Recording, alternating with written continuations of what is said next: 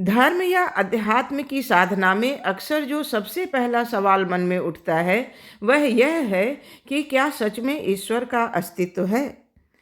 अब अगर मैं किसी ऐसी चीज के बारे में बात करूं जो आपके वर्तमान अनुभव में नहीं है तो आप उसे नहीं समझ पाएंगे। मान लीजिए आपने कभी सूर्य की रोशनी नहीं देखी और इसे देखने के लिए आपके पास आंखें भी नहीं हैं। ऐसे में अगर मैं इसके बारे में बात करूं तो चाहे मैं इसकी कितनी व्याख्या कितने ही तरीके से कर डालूं, आप समझ नहीं पाएंगे कि सूर्य की रोशनी होती क्या है। इसलिए कोई भी ऐसी चीज जो आपके वर्तमान अनुभव में नहीं है उसे नहीं समझा जा सकता।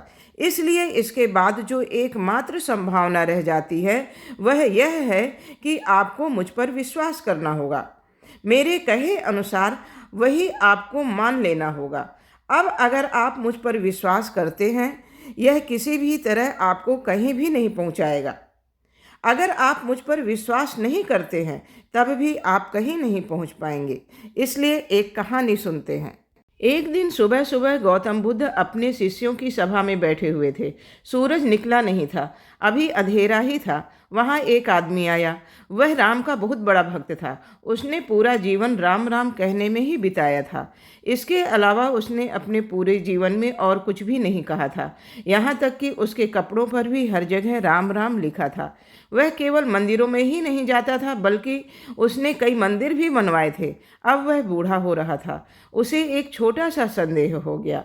मैं जीवन भर राम राम कहता रहा, लेकिन वे लोग जिन्होंने कभी ईश्वर में विश्वास नहीं किया, उनके लिए भी सूरज उगता है, उनकी भी सांसें चलती हैं, वे भी आनंदित हैं और उनके जीवन में भी खुशियों के कई मौके आए।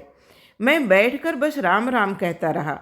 मान लो जैसे कि वे कहते हैं कि कोई ईश्वर नहीं है, तब तो मेरा पूरा जीवन बेकार चला गया। वह जानता था कि ईश्वर है, लेकिन उसे एक छोटा सा संदेह हो गया, बस इतना ही था। एक अलौकिक आदमी यहाँ मौजूद है, उससे बात कर मुझे अपना संदेह दूर कर लेना चाहिए, लेकिन सबके सामने यह प्रश्न कैसे पूछा जाए।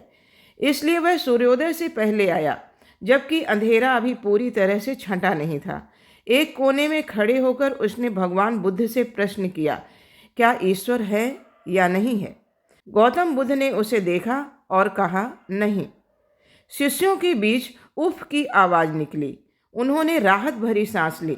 ईश्वर है या नहीं, यह द्वंद्व उनमें प्रतिदिन चलता रहता था। उन्होंने कई बार भगवान गौतम से यह प्रश्न भी किया और जब भी यह प्रश्न किया जाता था गौतम चुप रह जाते थे। यह पहला मौका था जब उन्होंने स्पष्ट रूप से कहा, नहीं। ईश्वर के बिना रहना कितना आनंददायक था। शिष्यों के बीच खुशी की लहर दौड़ गई। वह दिन सबके लिए एक खुशी का दिन था। एक भौतिकवादी व्यक्ति ने भी बुद्ध से यही प्रश्न किया शाम को। फिर बुद्ध अपने शिष्यों के बीच बैठे हुए थे। उसी समय एक दूसरा आदमी आया। वह एक चरवाक था। क्या आप जानते हैं चरवाक कौन होता है? उन दिनों एक समूह हुआ करता था जिन्हें चरवाक कहा जाता था। वे पूरे भौतिकवादी लोग होते थे। वे किसी चीज़ में विश्वास नहीं करते थे। वे केवल उसी में विश्वास करते थे जिसे वे देख सकते थे। इसके अलावा उनके लिए किसी चीज़ का अस्तित्व नहीं होता था। वह अब बूढ़ा हो रहा था और उसके मन में एक छोटा सा संदेह आ गया। मैं पूरे जीवन लोगों को कहता रहा कि ईश्वर नहीं है। मान लो अगर ईश्वर है तो जब मैं वहाँ जाऊँगा तो क्या वह मुझे छोड़ेगा? लोगों से वह नरक के बारे में कई बार सुन चुका था। अब उसे थोड़ी सी शंका हो गई। वह जानता था कि ईश्वर नहीं है। वह अपना पूरा जीवन यही साबित करता रहा, लेकिन उसे थोड़ा सा संदेह हो गया।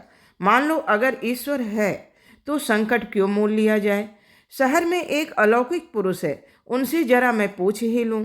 इसलिए देर शाम को अंधेरा होने के बाद वह गौतम के पास पहुंचा और उसने गौतम से पूछा, क्या ईश्वर है? गौतम ने उसे देखा और कहा, हाँ। एक बार फिर शिष्यों के बीच में बड़ा संघर्ष शुरू हो गया। सुबह से वे बहुत खुश थे क्योंकि उन्होंने कहा था कि ईश्वर नहीं है, लेकिन शाम को वह कह रहे हैं कि ईश्वर है। ऐसा क्यों? देखिए, अगर आप मुझ पर विश्वास करते हैं तो आप स्वयं को मूर्ख बना रहे हैं। बिना जाने आप केवल जानने का बहाना करेंगे।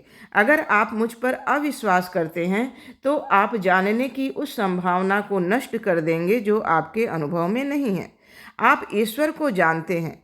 आप जानते हैं कि वह कहाँ रहता है। आप उसका नाम जानते हैं। आप जानते हैं कि उसकी पत्नी कौन है। आप जानते हैं कि उसके बच्चे कितने हैं। आप उसका जन्मदिन जानते हैं। आप जानते हैं कि वह अपने जन्मदिन पर कौन सी मिठाई पसंद करता है। आप सब कुछ जानते हैं, लेकिन आप यह नहीं जानते कि आपके भीतर क्या हो रहा है। दरअसल सारी समस्या यही है। आप स्वर्ग का पता भी जानते हैं, लेकिन आपको इसका कोई बोध नहीं है कि इस क्षण आपके भीतर क्या हो रहा है। जो आपके अनुभव में है उसे आप जानते हैं। जो आपके अनुभव में नहीं है, आपको यह कहने की ज़रूरत नहीं है कि उसका अस्तित्व नहीं है। बस इतना कहिए, मैं नहीं जानता। अगर आप इस अवस्था में पहुंच गए हैं तो आपका विकास अपने आप हो जाएगा।